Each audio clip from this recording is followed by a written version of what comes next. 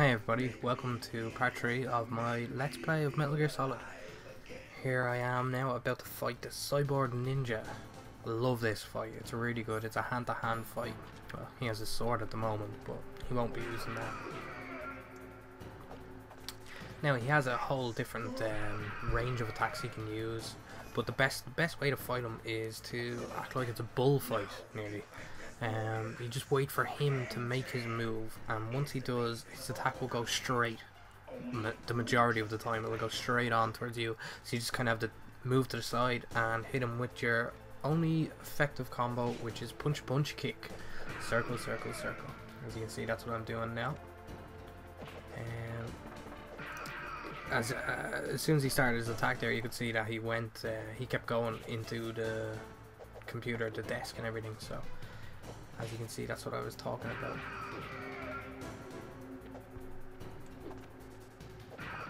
That attack right there is his most powerful one, but it also leaves him the most open to your attacks. So as soon as he dodged that, run in, because it takes him a second or two to get going again. So basically I'm just going to keep doing this over and over again until he gets to the next stage of the fight, which will be around the time when he loses half his health. As you can see there, he's a bit tricky to hit, and sometimes he'll hit you, and the best thing to do is to try and get him boxed in, which is what I'm about to attempt here. It's in this area there's a lot of obstructions, so if you can keep in this little kind of square shaped area, you'll be able to hit him a lot easier. So there he goes with that attack again, and that's what I was talking about, him being vulnerable. Should nearly be enough now. The next hit should do it. Now, this is the next... Nope, that's not it. This one. Now, onto the next stage of the fight where he's going to use that stealth technology to turn himself invisible.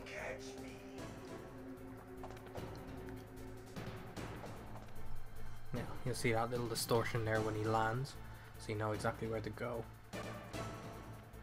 And as soon as I hit him, I'm going to turn around and face the other direction and go into first person view by holding triangle. And I should be able to see him coming down. So see, there he is there. Now you can also use the thermal goggles to see him, but this is just as easy. Now, you can see he didn't land there, so he must be behind me. There's only a couple of different places where you can actually go. Now we're on to the next stage of the fight. This is always a bit fun. I think it's actually quite easy, this part of the fight, but he's also very strong, so you gotta look out. But thankfully his attacks are easy to dodge. I always like to kind of kneel down there, showing off a little bit I suppose at this stage. Now he's gonna try and attack me. Easy as pie. Of course when he kneels down he changes his attack a little bit from that punch he does there when he's standing up, when I'm standing up, and when I'm kneeling down he'll do the jumping kick, try and land down on top of you. So basically you just gotta play chicken with him at this stage. Stay still as long as possible. See, he'll try and punch you, and there we go. As soon as you see him pulling that arm back to punch, you dodge.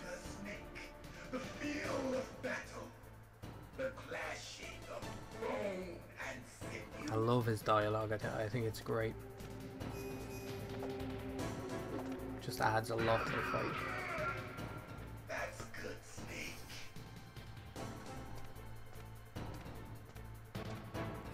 Get to me now. Okay, he can do that sometimes, so you have to be wary. He can teleport a little quicker and an extra time. Like he does there again. Now, you want to get away from that because this little shockwave thing can hit you from further away than it looks. So this is the last part of the fight. It's pretty easy. As long as you don't get too close, you won't get hit. Shoot him once with the SOCOM there. Oh, I missed. There we go, and this is the last one. And that ends the fight.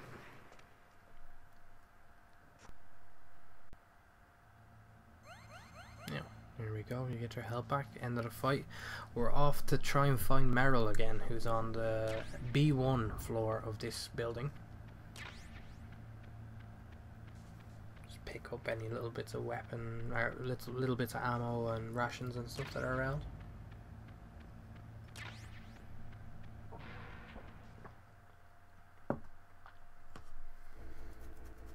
Run back through this little hallway where the ninja killed all the guys.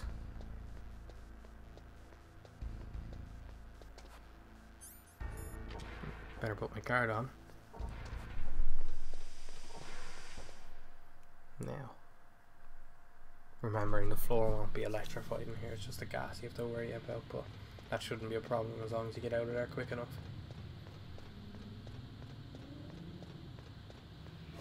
Now, to find Meryl, who's disguised as a security guard at this stage, or one of the enemy soldiers, there's the little 2-button press again there. So to find Meryl, it's pretty funny. It's one of these little quirks thrown into the game. You have to look at her ass. So basically she has a very distinctive way of moving around, and wriggling her ass is was mentioned a few times. Snake paid special attention to it in a cutscene earlier on in the game after the DARPA chief died. So we'll have a look at this ass here. Yep, swinging around a bit, that's Meryl. I'll go up and get her attention by putting her in a chokehold. There we go, I'll let her go now. She'll get up and see me. She's gonna run off now to somewhere where we can have a chat in private.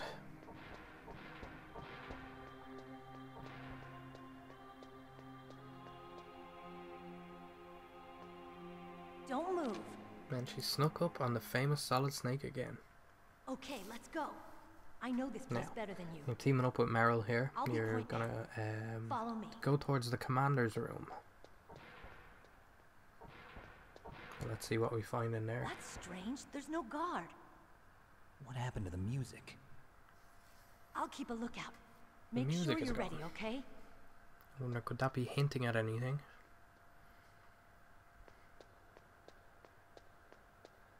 So there we go. We'll ignore Meryl. Run on ahead in here.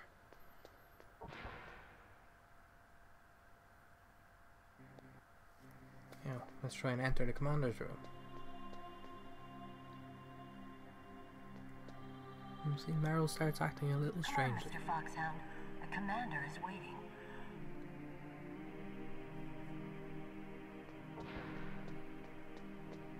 So, all you have to do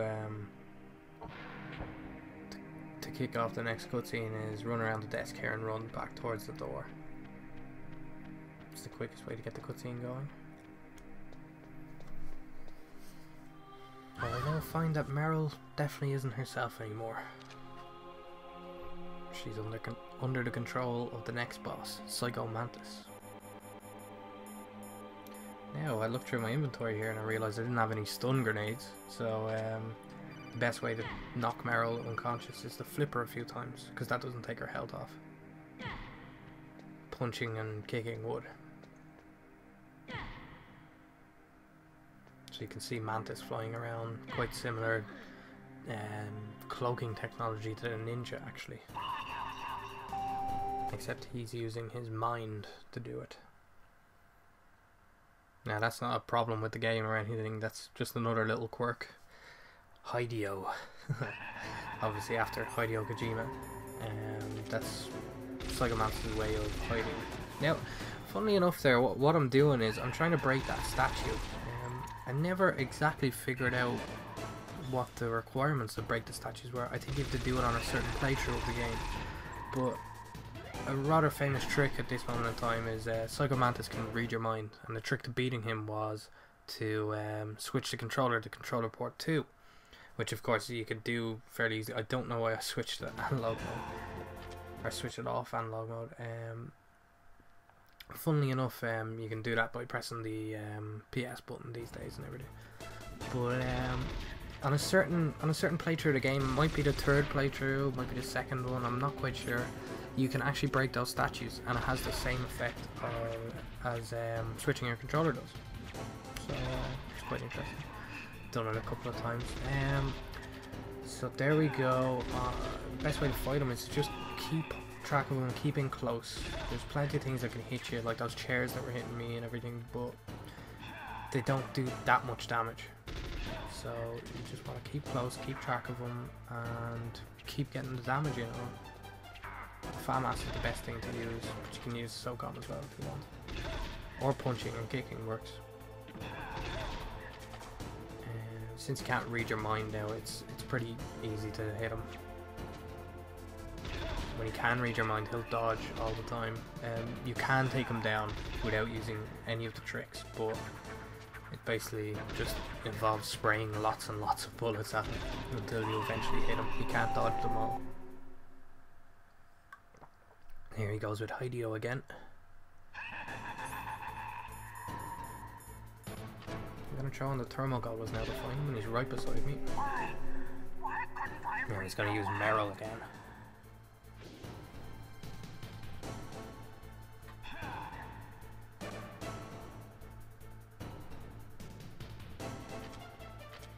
So, same trick again, flip her over. Except this time he can throw the balls at you. His energy balls.